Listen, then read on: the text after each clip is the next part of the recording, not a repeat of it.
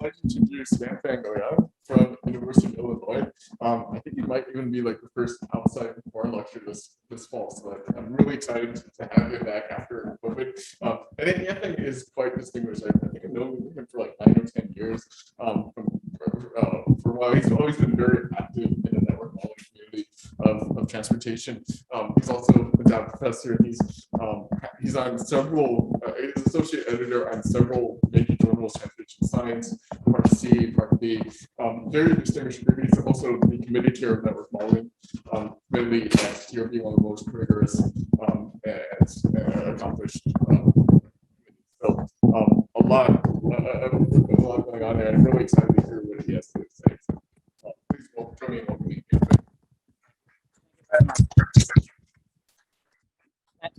Thank you, Michael, for the very generous introduction, and then thank you all for having me here. I also learned that I'm the first one of the semester. I'm very honored and then really humbled by this opportunity to come and visit.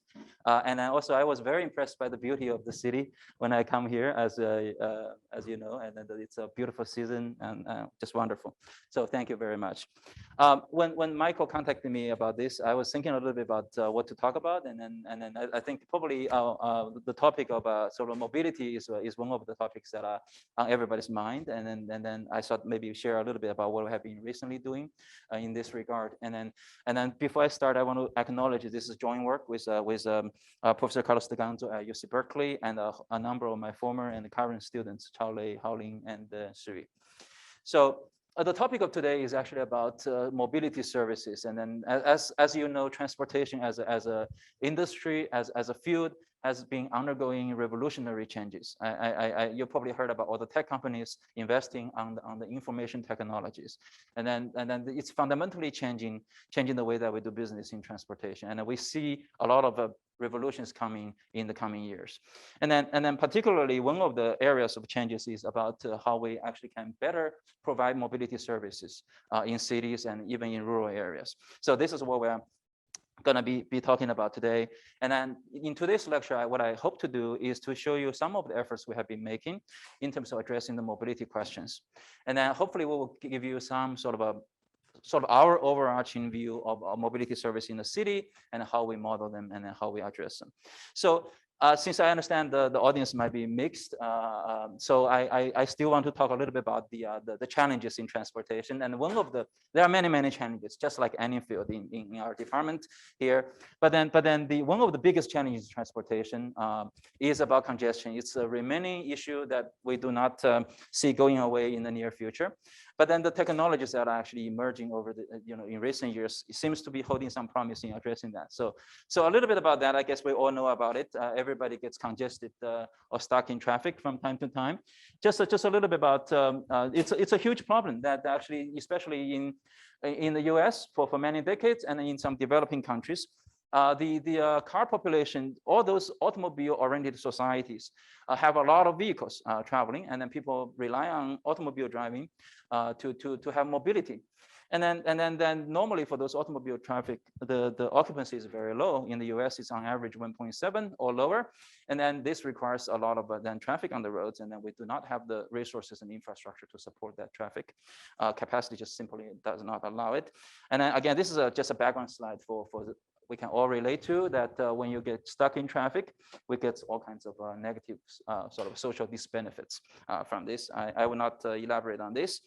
And then this is really a problem not only in the developed countries, but also in developing countries, and even worse in some of the developing countries, and then like China and Brazil and some of those countries, the problem is even more problematic. So the loss in hours, human productive hours, and also loss in energy and emissions is really the issue. I mentioned a little bit about the potential opportunities that we may have to address such issues. There are a lot of things going on right now in the transportation industry. I am excited as a researcher in this field, is that the technologies are being proposed as we speak and then being developed. So a lot of our colleagues here in this department actually works on autonomous vehicles. I know we have very vibrant colleagues here working on very interesting problems, connectivities. So essentially let vehicles drive by themselves, let the vehicles talk to each other, talk to the infrastructure, talk to anything, Internet of Things. And then this is going to revolutionize how things really work in cities. I was talking with Michael and Raphael this morning about how autonomous vehicles and the connected vehicles is going to improve capacity, reduce energy consumption, and so on. So there are a lot of opportunities that are going on. We also a lot of efforts has been put into electrification. So the new energy, this is a sort of achieving the sustainability of transportation, getting away from fossil fuels, right? A lot of work in that direction as well. But what I want to talk about today is about the first one there is actually shared mobility. This is about sort of trying to better utilize the existing resources, trying to address congestion through better management of transportation systems. Try to increase the usage and utilization of resources. So that's what we have. So really, shared mobility can be coupled also with any of these other things. You see a lot of papers nowadays going on with autonomous and shared. So autonomous connected and autonomous electrified, whatever, you can combine. But here, I will not talk about any of the three other things. I will only talk about the shared mobility. And then one of the fundamental questions a lot of researchers are asking themselves is that what is going to be the future of mobility service? A lot of new concepts are being proposed as we speak. But then, so this question we're trying to address here is actually thinking about what are the fundamental ways to achieve mobility in an urban area or maybe in a rural area. So traditionally, when we talk about transportation or mobility, we have sort of these two bipolar approaches. Then in the United States, particularly, we rely on automobile driving. So we rely on everybody owns their car in a way, and then they drive their car, they park, and then they travel almost by themselves. And this type of travel involves a lot of flexibility. That's why it's liked in this country. But then we all know what the problem is, right? There are too many cars in there. Then many countries actually recognizing the issue, they actually talk about the new concept of transit priorities. In a sense, actually, we try to maybe instead of actually having so much flexibility in mobility, but rather we try to sort of utilize the economies of scale by allowing more people to share the vehicles. That's the basic fundamental idea of transit, right?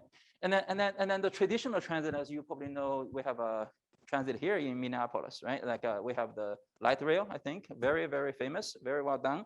And then we have buses, and then we have other forms of transit. The basic idea of transit is about sharing. It's about actually allowing more people, mass population to actually share the same vehicle so that we still serve the same people, but we have much fewer vehicles.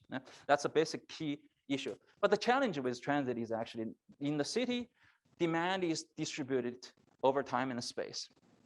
So how do we consolidate the demand from origin, destination, and schedule and timing such that actually they can share, they can reach the same time space point and then use the same vehicle? That's actually the challenge. So transit has economies of scale.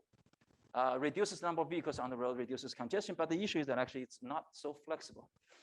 People have to sort of compromise a little and then go get service and by detouring their travel.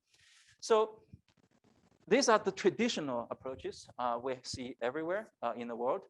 But then in recent years, as technology, information technology start to mature, and then Uber, and then Lyft, and then the other countries also have, for example, DiDi, right, in China.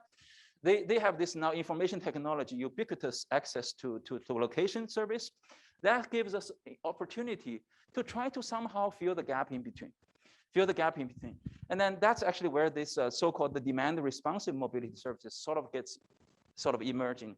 And then this can be done in different ways, sort of more responsive, a little bit less rigid than the traditional transit, but a little bit more efficient than the traditional driving. So this can be done in two ways. One way of doing it is to still use the traditional sort of a form of transit where we still allow many people to share the vehicle, but somehow we make it more flexible in terms of either spatially better routing or temporally better schedule so that actually people get served a little better. We can provide even door-to-door service by transit vehicles if we allow them to deviate from their routes and stations. So with location services, we could be able to do that. One of the examples is Dial Ride, which has been there for a long time, but now with better information access to data locations, that's done actually. There's a renewed interest in that. That's one way to go from this direction. Another way to go is, oops, I animated too much. But essentially, another way to go is actually say, this is really the emerging one, is actually we can still follow roughly the individual private vehicle driving pattern of mobility, enjoy largely the flexibility, but we allow people to somehow share the vehicle in a certain smart way. And then this is actually happening with Uber, right? That's what you really think about it, is what's happening. So we allow the taxi, actually is one way to do that. We allow taxi to be used. The vehicle is no longer belonging to the owner. It's rather shared over time, one passenger at a time, but then shared by multiple passengers. Nobody actually needs to park the taxi somewhere when they don't use that vehicle. So then even now this goes further. Then we allow multiple passengers to share the vehicle at the same time. That's sort of moving in that direction. I hope you see that. More than one Uber pool, right? So that's another service. We allow more than one people to use service at the same time, or in approximately the same time. So these two approaches, as we see, we had a discussion with Dr. De Ganzo. We had a book 2 years ago published. We were discussing one of the chapters talking about this trend that's happening. And then we see that this sort of blank in the middle getting filled by technologies. And then we sort of, in our terms, we call this all demand responsive transportation. And then this is a topic that we're going to be talking about hopefully today. So just to put this into a sort of a spatial perspective. So imagine that all these things we're talking about, sort of emerging service in the middle of the spectrum. Then imagine that we have cities. Here I have 2 copies of them, but really think about the colored dots are actually passengers, just 3 representative ones in cities. And then they are going from the solid sort of a circle to the dashed circle, color match, and so on. Then really the automobile driving would be like that. So essentially think about the vehicle trajectory, and also that's actually the vehicle miles traveled is an indicator of congestion level in the city, right? How many vehicle distance traveled is happening in the city. That's one way to measure the congestion. So essentially that's what the automobile driving private vehicle will be. You drive when you need, you park at wherever you need to park. So that's what it is. But then transit would be different. Transit would not be trying to fit exactly that the trajectory will be meet where the origin and destinations of passengers are. Rather, we're going to build some lines somehow, and people would have access to the nearby stop, and then they have to detour a little bit, and then go through the transit network and transfer as needed, and then go through the destination. As you can see, more sharing here, a little bit more detouring here. But there it's nice. Everybody drive by themselves, but too many vehicles, too many trajectories potentially when you have a lot of passengers.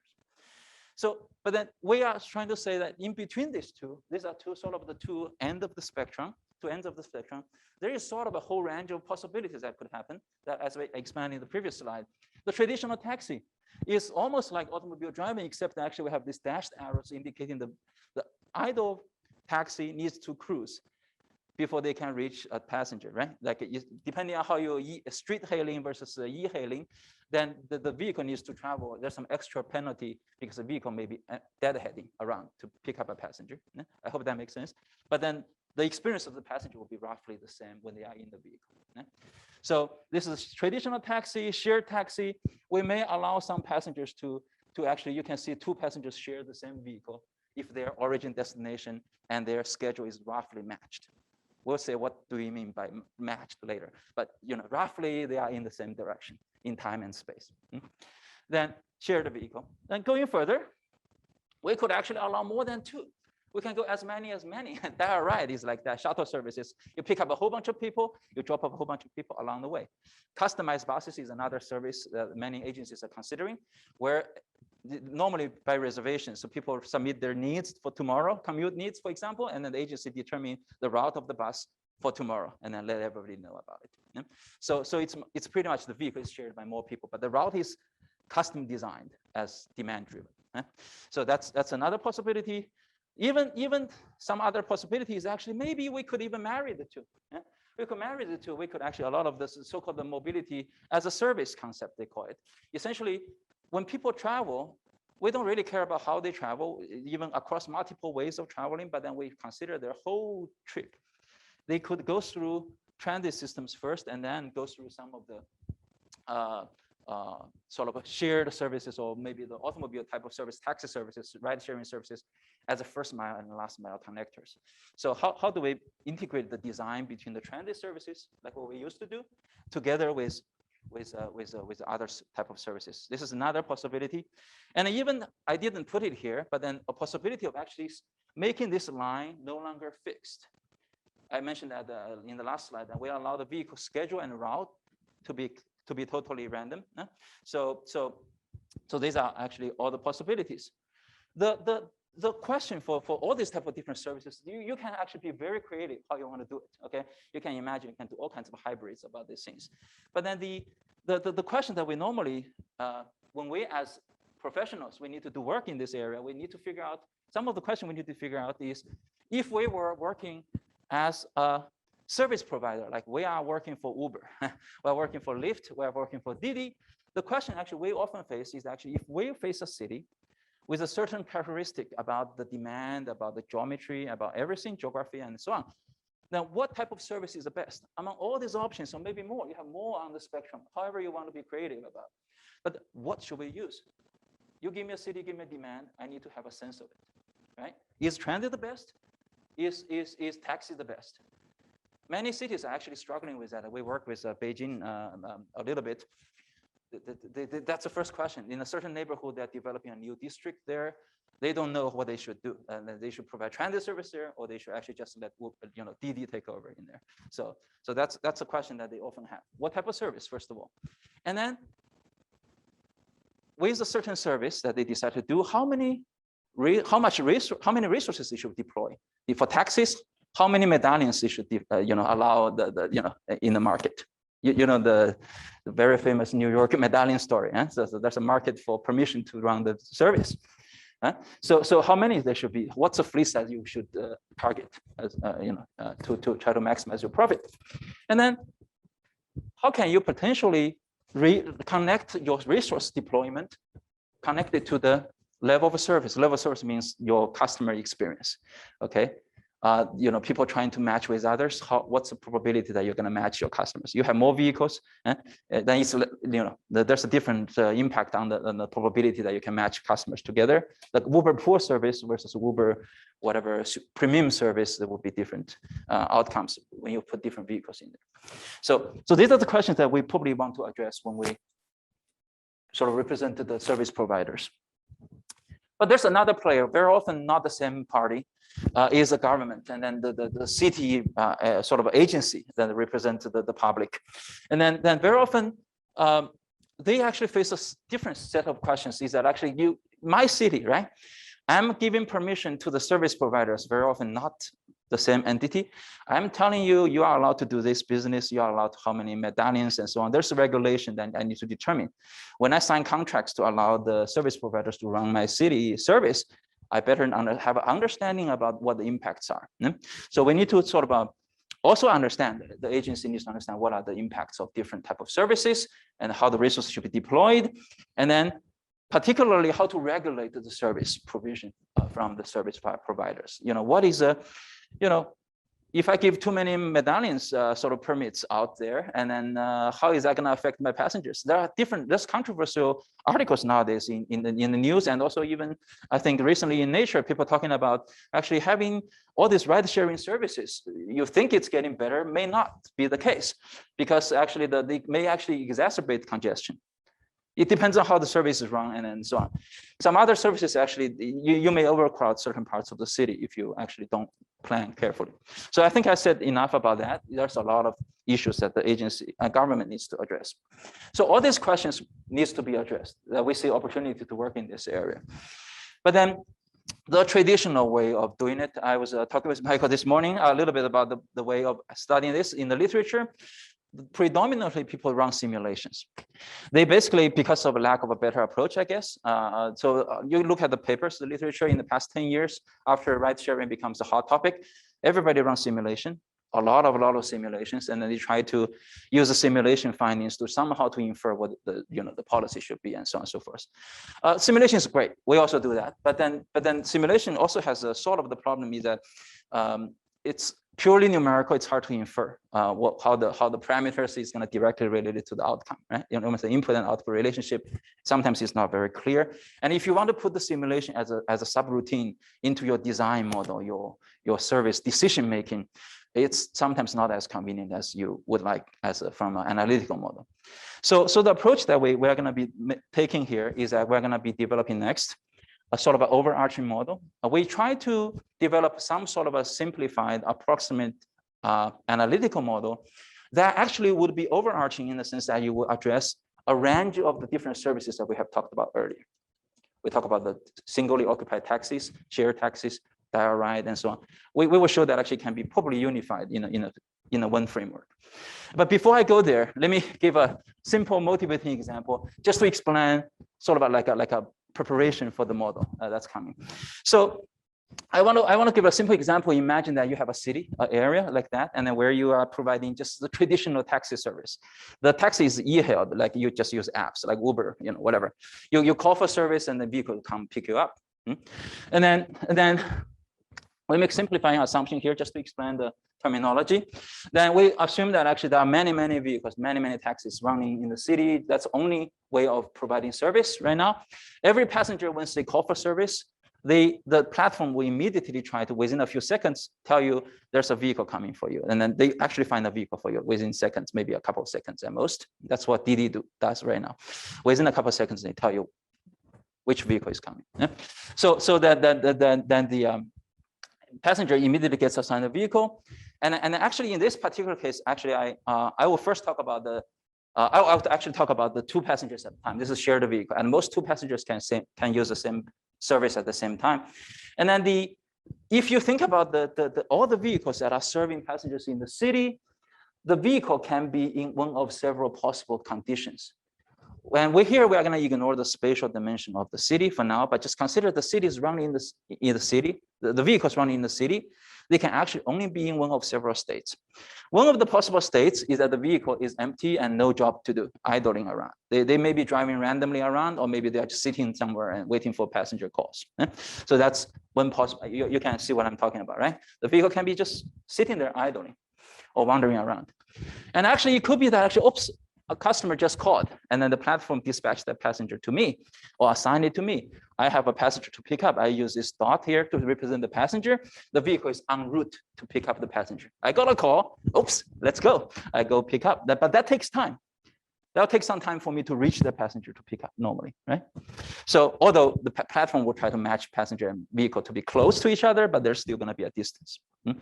So that's one state. The vehicle would spend some time in that potential state. And then when I arrive at the origin of the passenger steps into my vehicle. I now start to move toward the destination of that passenger. I'm in service now. The passenger in the vehicle, I'm driving to the destination. Then if nothing happens during the trip, I go back to idle after I drop off the passenger. I hope you understand. Each of this possibility is a possible state. Each of the arrow indicates a transition, an event happening. A call happens, pickup happens, drop off happens, instantaneous transition of the state. Okay. If we do allow every vehicle to be shared by two passengers, so there's another possibility happening that even before I pick up the first passenger, another passenger called. The platform somehow decided to abuse me and then asked me to pick up another passenger. Two passengers on my task list, I haven't picked up either. So I have to go pick up two passengers. This is a possible condition I may be in. So I have two pickup jobs ahead of me. This could happen from that transition, as you can see, right? It could happen that actually then I find one person to get picked up. I guess it's going to be straightforward from here on. And then I could have two passengers in my vehicle. I'm driving them. I have to deliver them sequentially somehow. So I'm in another state. And then this transition just can't, you can't just draw this like that. You can figure it out. This simple case, right? I hope the key that I want to say that each of this is a state of the vehicle. Every vehicle is all the vehicles in your city is gonna be in one of those states. And each of the state is gonna have a duration. The vehicle will need some time to get out of here, right? This will be the time that I deliver my first customer. Then I reduce to this situation. Make sense to you? Yeah. So I hope that makes sense. So each state has a duration. Each transition is associated with an instant event. And then the platform decides how a transition is going to happen by assigning passengers to the vehicles. And they can also control what type of transition is not allowed.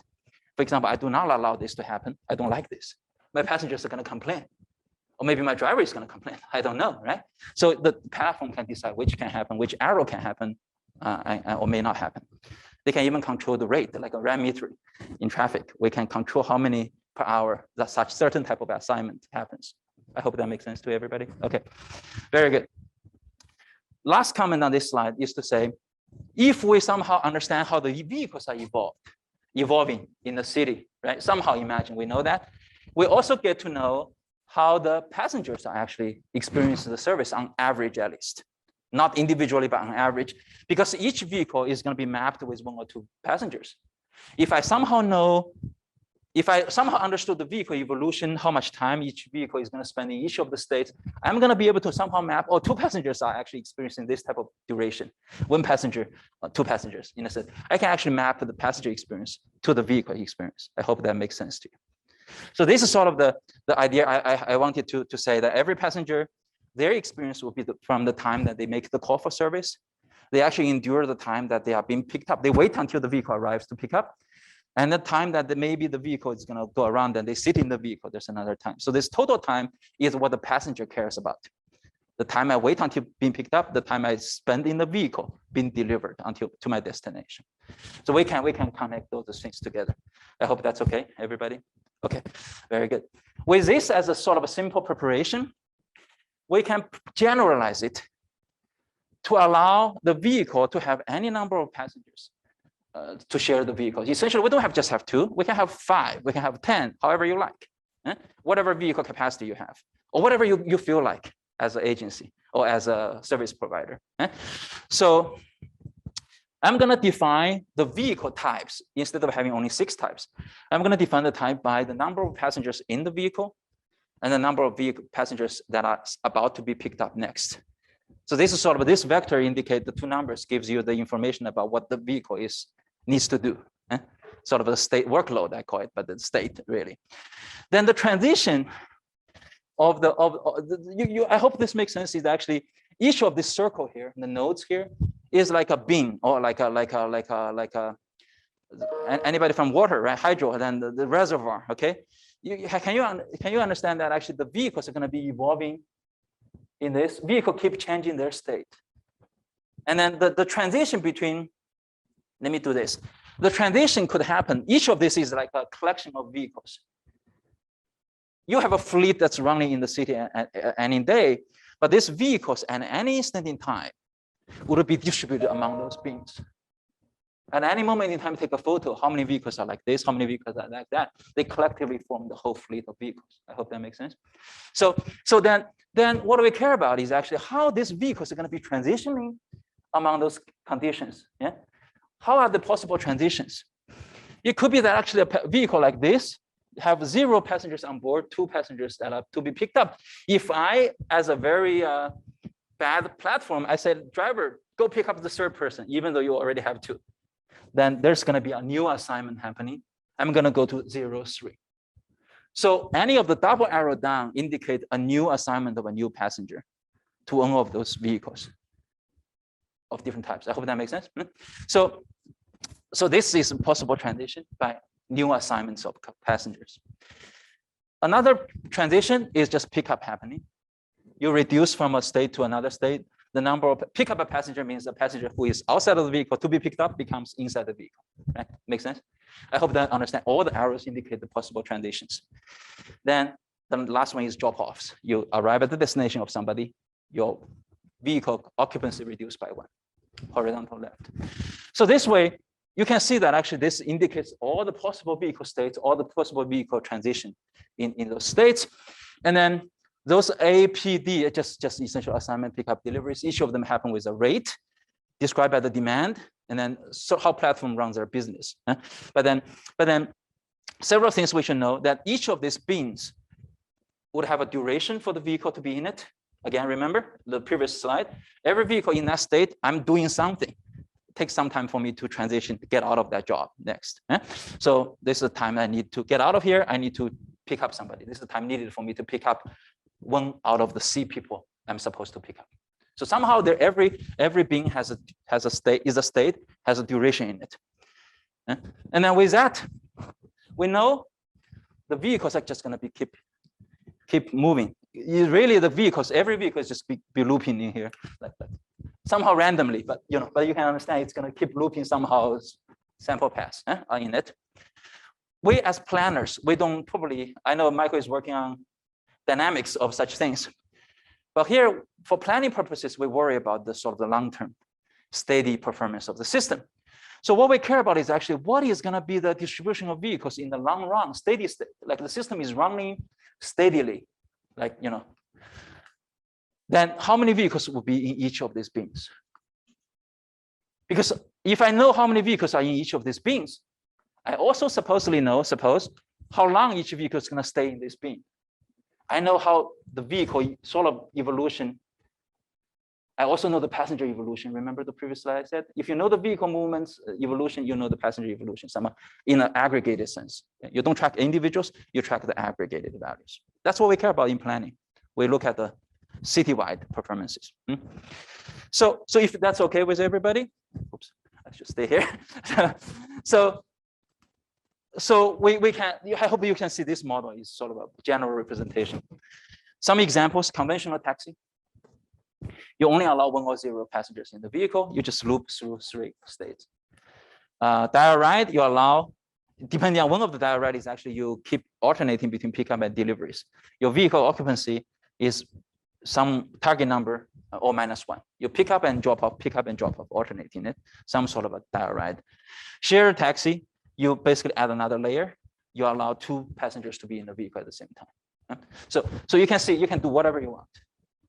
So then this type of model, actually, by the way, this is exactly what we talked about in the previous slide. I hope we just reorganized all the nodes and the arrows in a different way. I hope that makes sense to you, everybody. Okay. So, but then this generalizes the model. And then I'm not going to go into the details, but just want to say, when you have such a problem, such a representation of the services, you will be able to do some simple analysis. The network, all the nodes and arcs, how many there are, and then you can figure out. Then what we wanted to do is that for whatever given information, you sometimes are given the demand, you are given how the platform is doing their business. Platform doing business means that some of these arrows are allowed, some of the arrows are not allowed. Some nodes are allowed, some nodes are not allowed. The platform, Uber, can decide, I'm going to provide this service, but not that service. You know what I'm saying? They can control which ones are going to be in the picture. But whatever it is, you have a connected network. You're going to have a certain number of nodes and links, and then you are going to be solving for the number of vehicles in that allowed state. That's our goal, steady state operations. So if that's the case, just so that you know, we can solve for the expected operations, steady state, sort of the long-term state, right? So sort of essentially, we can actually build models to understand the flow of vehicles. Essentially, it's a conservation, right? The vehicle never disappears in the middle, so they have to transition across all these nodes. There's conservation law holding. Then also another thing is actually that we have a certain fleet. The number of vehicles is fixed, so the number in each of these bins adds up to the fleet size you decide to invest into that city. No matter how they evolve, total number of vehicles is there, right? Again, conservation. Then another thing I want to say is actually, I already talked about this a little bit, hinted up a little bit. Every node, there's a duration from Little's formula. Then the number of vehicles in this bin is related to the number, is related to the duration and also the transition arrival rate of the Little's formula, right? Arrival rate. Then finally, here's a key. All these double downward arrows, each of them is a rate, number per unit time. They add up to the total demand that your CERT is facing. You as a platform controls how these double arrows have different relative values, but they add up to 100% of the demand you are supposed to serve. You decide 10% served by empty vehicles, 20% served by shared vehicles, that you can control. But this arrow adds up to, vertical arrows, double arrows adds up to 100% of the demand. So with all this information, we just, you have to trust me that we can build linear system, non-linear system equations. We should be able to have solutions to it. We will be able to solve all the expected number of vehicles. Okay. And then once you know that, you know the passenger experience as well in aggregation, in an aggregated sense. I hope that's okay. Good. No, I actually prepared a little bit slide here, to see what's example. I guess I already explained it, so I'll go very, very brief. If you have a taxi system, only 3 nodes, simple network, you have the conservation, you have the fleet size equal, right? You have only 3 variables you're not going to solve. Then you have the total demand generation. You have essentially the duration of you need to do something. You need to determine from your strategy. Your platform is going to tell you how the total demand is going to be allocated to different type of vehicle picking up. In this particular case, you can only pick up passenger using the idle vehicle, right? For traditional taxi, so this is easy. But if you have a bigger network, you have something adds up to the demand rate. I hope that makes sense. Then this is one thing. This depends on how the platform is going to run their business. Supposedly, you're going to be given that, or you can try that. Another thing I want to say that Lito's formula, you need the duration of each of these states. How long a vehicle is expected to spend in terms of time in this condition. This you need a little bit work. That work, just so you know, I will talk a little bit more about this in a moment. There are a lot of mathematical problems behind this. But then one of the simplest one was that actually if you have idle vehicles nearby that are capable of picking up passengers at a random uniform distribution, for example, we have analytical results. Uniform, we have a city with a certain size, we have random idle vehicles at some moment. Then I have a random passenger showing up somewhere.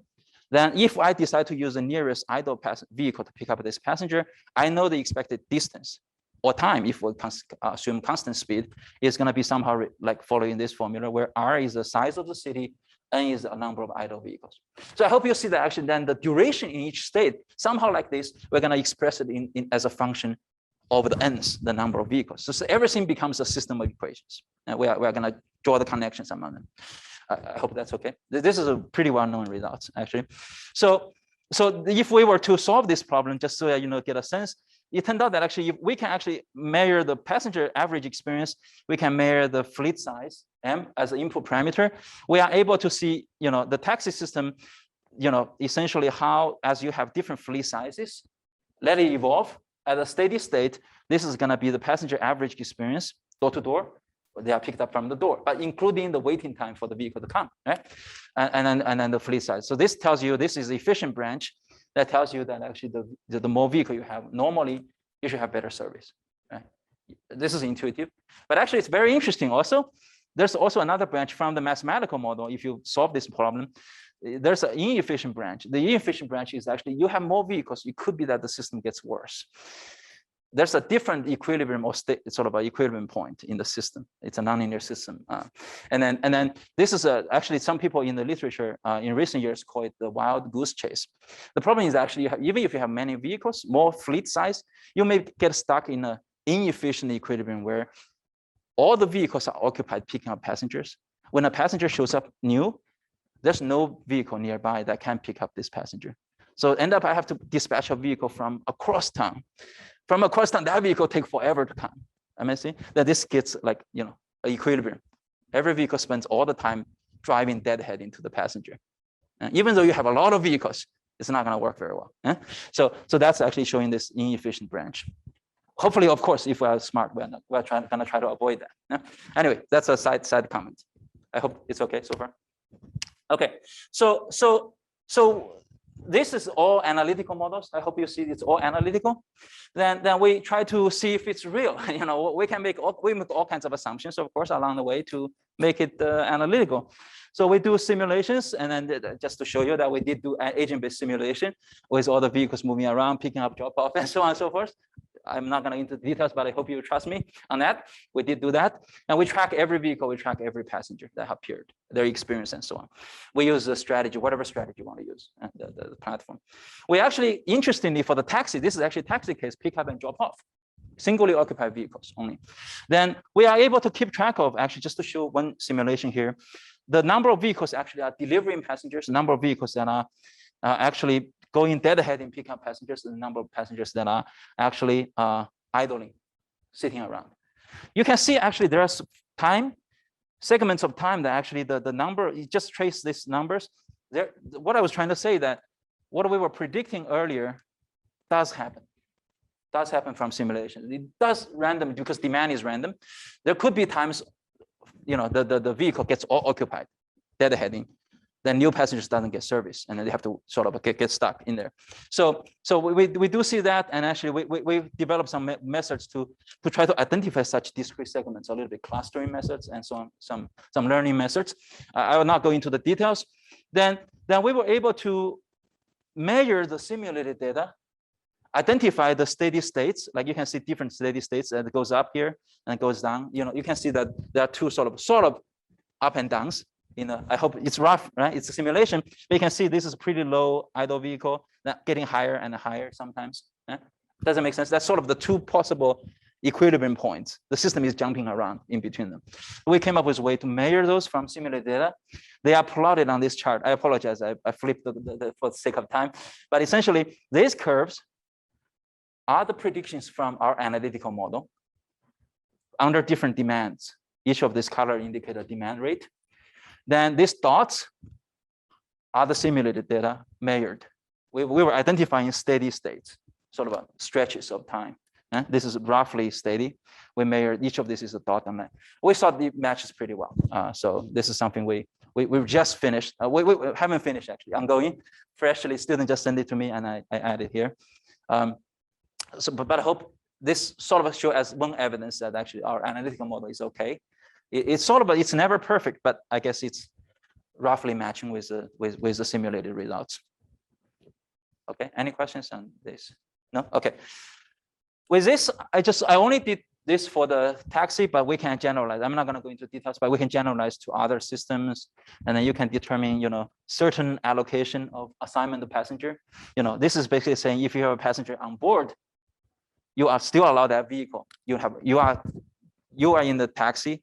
The driver all of a sudden says, "Oh, okay, I'm going to pick up somebody else before delivering you."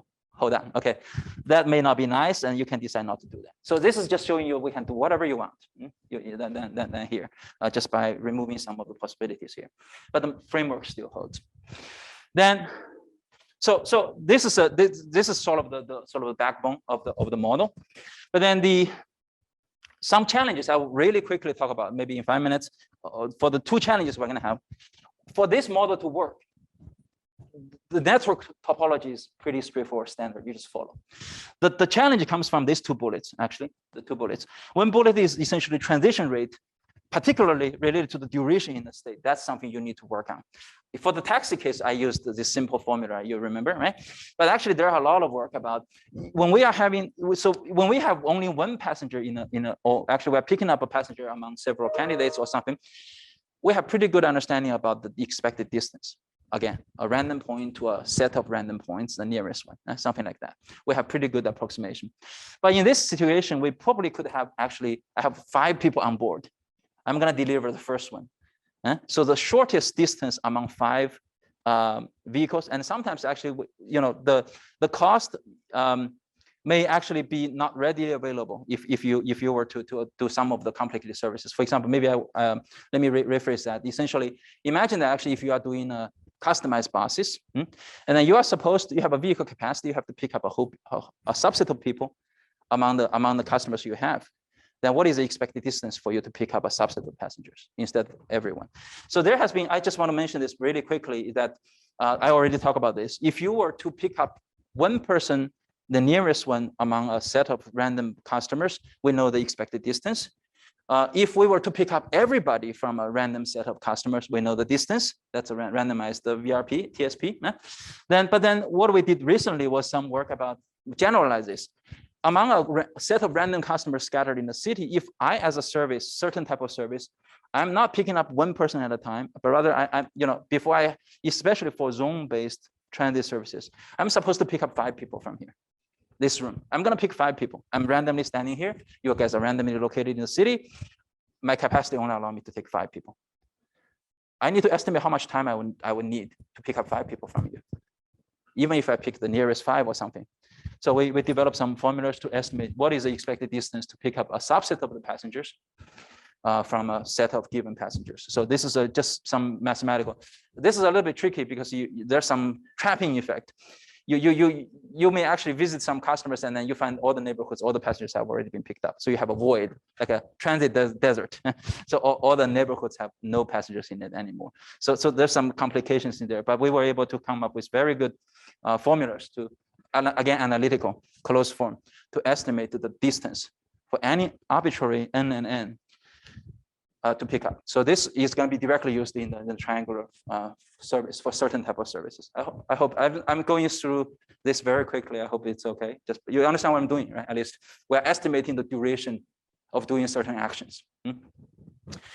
Another challenge has to do with this. The platform has some issues about how they allocate customers to different vehicles. This is actually I just quickly say that, for example, I'll just say one of the issues, some of the services that we care about, for example, when we are allowing passengers to share vehicles, we very often want the passengers to, we don't want them to complain, right? I once used the Uber pool and then I get diverted to somewhere else, and then I got delayed for my meeting. So that's actually the type of service that I don't want to use. So what we sometimes care about is actually we want to make sure that when we allow passengers to share the vehicle, they are somehow spatially and temporally aligned in the same direction somehow. So there has been just a quick explanation. When you have a solo rider already in the vehicle, then the platform sees multiple customers showing up, new customers showing up, and then which one could be a potential match without detouring the first passenger too much. So we could add service guarantees to all the services, such as matching and carpooling. We try not to penalize the riders too much by detouring.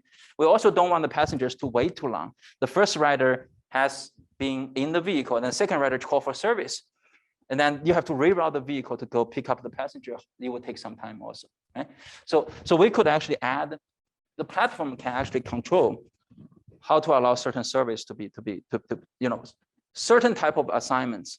There might be a violation to this type of guarantees to the passengers. It's a promise. My passengers, I never detour them more than 5 kilometers, something like that. So something like that. So I don't have time to go into any of this. But then we did have a number of work in recently. This is really my very recent work, working on. Then we build models to understand what type of match is actually feasible between two passengers. So if a passenger is going from O to D in the city, then the next passenger who is going to be matched with the passenger in terms of spatial and temporal match the origin has to be within a certain region, such that it's on the way, right? You can understand, I'm going like that. This area is sort of on the way with a certain detour limit. Some sort of the size of this area is sort of a detour limit. I'm detouring a little bit. Then my destination of the second passenger has to be in this area. Then I do not detour the first passenger. So we do this type of detailed geometrical analysis to figure out how two passengers could be matched. What's the probability for match? How much distance is added? How much detour is added? How much distance is saved for the vehicle, and so on and so forth. We derive, and each of these locations, O and D and A and B, they're the origin destinations of two passengers. They're random variables. We can actually do all kinds of convolution to get the expectations and so on. So I'm not going to go into the details, but then with that, we really understand. We further did many to many. This is for one passenger, two passengers, one-on-one matching, right? But the reality is actually you have many. Even many, I call drivers, it's the first passenger and second passenger, imagine. Then there could be many. We analyze this type of probability of matching and the effect of that. We actually have multiple matching. This is just bipartite matching problem. Then we actually derive the analytical formulas to predict the probability of bipartite matching. How many can match in such an arbitrary network? And then the impact in terms of distance. Vehicle distance saved and the passenger distance added. So we have analytical formulas for that. We assume Poisson distribution of the demand and so on. Then we get into a negative binomial distribution by assuming some heterogeneity among the vehicle passengers.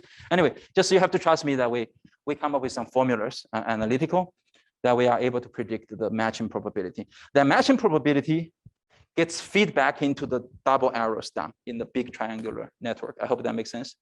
Because you want to know what is the probability if you use a certain fleet size and so on, how many passengers that arrive would be picked up by idle vehicle, how many would be picked up by a vehicle already have a passenger in it. This matching probability tells you exactly that, how to split the demand between different double arrows. So this is sort of the work we did. I'll skip the details. The formulas, analytical formulas are actually very accurate from simulation. With all this, I think I'll finish in 2 minutes, is that with all this, we are able to plug all these things into the network model, the triangle network model. This is just to show you some results and sort of how this can influence policy. Essentially, for example, we care about the door-to-door travel time. We used to have this taxi here somewhere. Here, it's actually here now. But we can do this for all the conventional transit. We can do this for taxi, for shared taxi, for direct ride, and so on. We can try all these different things, just a slight change in the network. For each network can do this. Well, this gives you the efficiency frontier in a sense. If you were to invest a certain fleet size, if you are Uber, you are starting business in a certain new city, you are given a certain demand, for example, Urbana-Champaign, sorry. Okay, I use that. Then what is gonna be the, if you have this fleet, so you can afford this many drivers, how many drivers are you gonna recruit as Uber, right? Then if you were to drive this and you should use taxi type of service, you should not allow them to share. If you were somehow, running a little bit short on drivers or vehicles, you should essentially use this type of policy. Do you see what I'm trying to do? You can try for all different things you want to consider. You can find the frontier, the efficiency frontier. This gives you, for every fleet size you can invest, then what is the expected passenger experience by different services.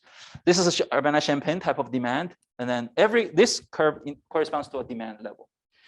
Then you can do this for Beijing. It's totally, that's why in big cities, you still need conventional transit just because the demand is humongous. You cannot handle it by shared rides.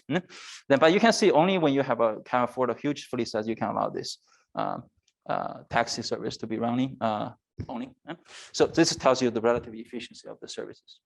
This is how you can make the first decision. You give me a city, I decide where I'm gonna stay nearby.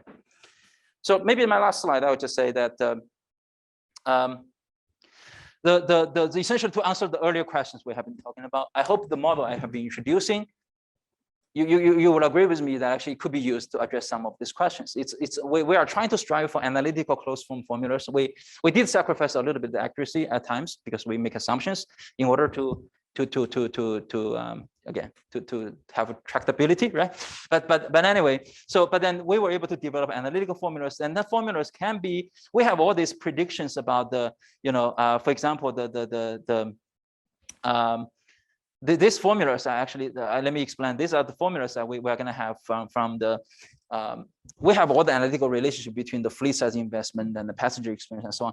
We can easily build this type of sort of bi-level models where the agency decides to maximize their profit. Don't worry about the notation, but just essentially you can understand the agency using our model in their way to try to decide, they have this much resources they can invest, they're going to try to maximize whatever they care about. Then the agency can also use our model, then try to counter them, try to predict what the agency is going to, or what the service provider is going to do, and answer these type of questions, because we provide connections between all these bullets. Okay, I hope that makes sense. I think okay, here, okay. So this is actually, I think I should end here because I'm running out of time. But then I do have a few slides, but I will skip.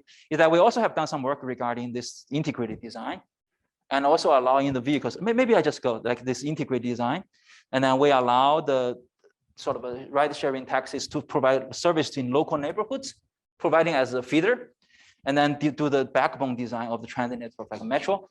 Then we do joint design. Then we use this type of, again, the deformed network models we shown earlier, and then integrate it together with the traditional transit design model. I hope. Again, this gives us analytical formulas. We can easily put it into the design model for transit network. I hope you believe us. You believe me that we did this? Okay, and it's actually good. Another thing I do really quickly is that the concept of the last piece of the spectrum is about making the transit service more flexible. We have done that too, in a sense that rather than traditional fixed location, fixed route, fixed bus stop, and fixed route, we allow vehicle to go to come pick you up rather.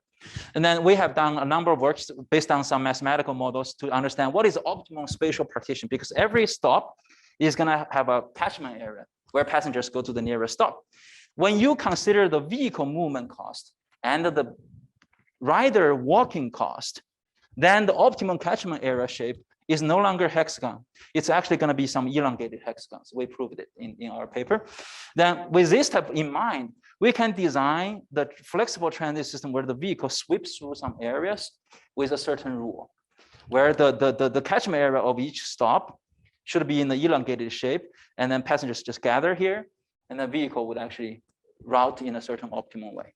So I don't have time to go into this detail. We actually applied this to DiDi 2 years ago, and they were reporting significant improvements to their system. They were doing their business. We said, hey, you can do better. And then we were able to have a significant improvement for them. So with this, thank you very much.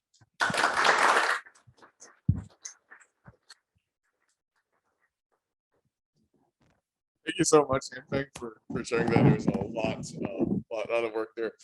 Does anyone have any questions you would like to ask? I'll bring the microphone around so it can be heard on Zoom and recording.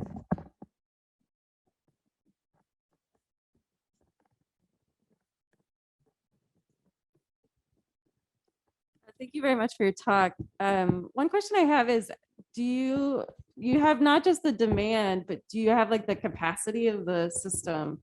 So for example, if you keep adding vehicles, do you ever like account for a potential slowdown or something like that as you congest the system? Well, that's an excellent question. Thank you for that question. No, we didn't. Short answer, because we are not there yet. We are hopefully addressing there. There's some work actually, Michael, we discussed this morning. There are some people doing that a little bit in that direction. So the vehicle speed is going to decrease as the vehicle number increase.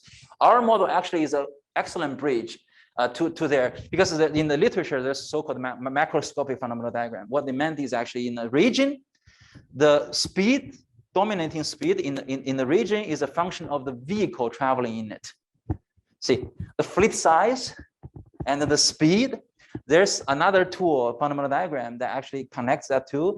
We have a model to predict the vehicle duration or the distance traveled, and then with the number of vehicles in that region. With that fundamental diagram, we have the speed on that. So distance, here we divide the distance by the constant speed. We assume that, but we could divide it by the whatever speed predicted by the fundamental diagram maximum, and then everything gets connected. That's actually hopefully the next step, but I haven't done that. But that's an excellent comment. We haven't done that. The capacity is something we didn't address here either. You are thinking about probably the network capacity, in a sense, we'll talk about capacity here, about vehicle capacity, each vehicle, how many passengers can get on. But then there's an actually excellent question is that there's a network capacity. You have streets of this width, there's a capacity of traffic.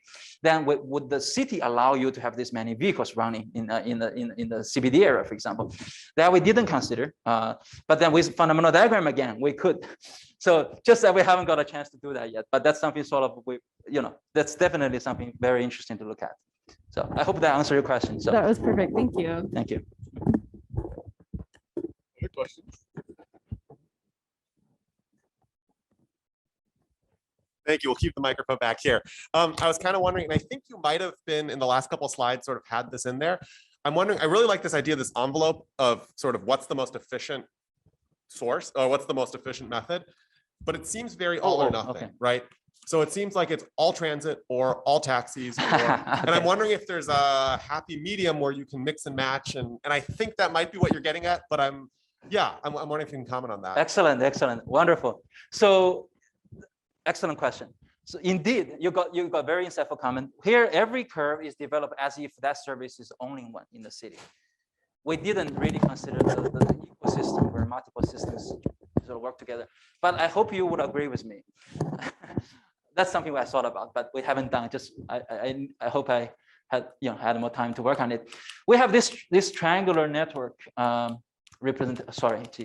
Okay, we have this triangular network. Imagine we have this one for taxi, traditional. We have another layer of network for shared taxi, another layer for whatever you care about. Instead of modeling this one network, we can model multiple layers of network together. All that we need to address is that how these double arrows are going to be connected, how demand is going to be distributed across different systems. There has to be some rule the platform is going to be using. Any platform rule, we can actually just augment this network into multiple layers. We have a giant network, but the same framework should still work. I hope that makes sense to you. No, one of my students is working on it right now, but just we haven't got any results yet. Yeah. Thank you. If you don't mind me asking. Okay. Thank you, Professor Ouyang, for visiting the department and making very interesting presentation. I have a few questions. I guess I can ask some of them offline about the mechanics of the model. But one question that I want to ask is whether your model features repositioning of the vehicle in expectation of a surge in the future time. If not, and how could this be added to the model? Wonderful, thank you, Alireza. And no. So you guys are asking all the great questions, and I have to say no all the time. But because we really, in this particular work we did, in some other work we did, because this is a different scale problem. So this model we are presenting here is actually planning model. We're talking about before even you start the service, how much resources you can allocate. You can get the first cut of decision making. The relocation of the model, you could actually do planning too, incorporate it into the planning, but actually normally that's sort of an operational level. Now, how do you, especially when demand is random, how do you reallocate the vehicles based on the current state, right? So that part we have done some separate work that actually does that. We use approximate dynamic programming to really recognize the distribution of vehicle and demand, and then in anticipation of the demand in the future, we reallocate vehicles ahead of time. We haven't put that in here because it's just we haven't done that. It's just we saw it from different sort of time scales right now, but that's definitely something doable. If we could be able to get some, also because ADP doesn't give me closed form things. It's more like almost like you get the policy, and then I guess you could, but then we can get something out of there neat and clean. Maybe we can put that in here in the model here somewhere in the objective function or something. I don't know if I'm making sense to you. Yeah, somehow we need to have it's almost like a recourse, right? In a two-stage optimization, you do investment planning. That's a long-term decision you make once in a while, but then you anticipate that there's randomness in the operations, and you have to do something to deal with it. That cost of dealing with it, the recourse decisions, needs to be incorporated in the decision making. We haven't done that yet, but that's something probably. Exactly. But we haven't done that. So yeah, wonderful question. So, okay. Please. Thank you for nice and energetic talk. Thank you. Yeah, you mentioned several times steady state, and you were trying to justify this is for planning. Yes. But since you are dealing with a non-linear system, yes, I think you are aware that you can have several equilibria. Yes. You don't have a global equilibrium. Right. But that's a discussion. Yes. But I have a question more is if you consider these circles as individual organisms that we do in some other area that move randomly or directionally, we are always asking the question, under what conditions instability occurs in the system? Have you tried to ask questions, and maybe you can even analytically derive them using some small perturbation approach? Yes. Under what conditions you might have instability that you would like to avoid? I guess in Urbana-Champaign, you might not have instability, but in Chicago or Los Angeles, you might. Yes. Yeah. No. Excellent question again. I'm just getting excited now, even more excited when hearing this question because it's very to the point. We did look into the stability a little bit. As I said here, this is exactly showing two equilibrium. For one fleet size, you have two possible equilibrium points from our model. So this happens. We do fully recognize there could be multiple equilibrium points. But so actually, I do have a paper right now that's actually trying to avoid this. We're doing some vehicle swapping, which is going to be presented next January in TRB. But then we were trying to find ways to avoid such from entering such branches of inequilibrium. So try to change the sort of the catchment area, if I may say. So, but then to say that we have completely addressed this instability issue, and then. I know that there's some ways to do this. Actually, Michael is doing a little bit work. He told me that about dynamics. We have to go to the dynamics equation in time domain. And then we really have to do the, I think, Lyapunov type of stability conditions. We don't know how, I have done some work in the earlier years when I was a PhD student about traffic oscillations, stability issues. There's similar things when people drive with each other. But I haven't done this one. So just that's an excellent point. We just haven't got time. So I'm glad I got like 5 suggestions for future research. So I'm so excited, but we haven't done it. We were trying, but let me disclose, when I was working as a recent paper that's going to be presented early next January, we were trying to figure out a little bit about the two equilibrium and under work condition. What is the sort of the boundary in between them? So we tried a little bit, but there's nothing I can report to you, unfortunately, at this point, because we haven't done too much in that direction. But that's an excellent question that I know that's important. But we have to go to dynamics in a little bit. We have to understand essentially the transfer, how things transfer to the next stage. So anyway, sorry, I guess I've been saying no the whole time. I apologize, but just these are all possibilities we haven't done. So thank you.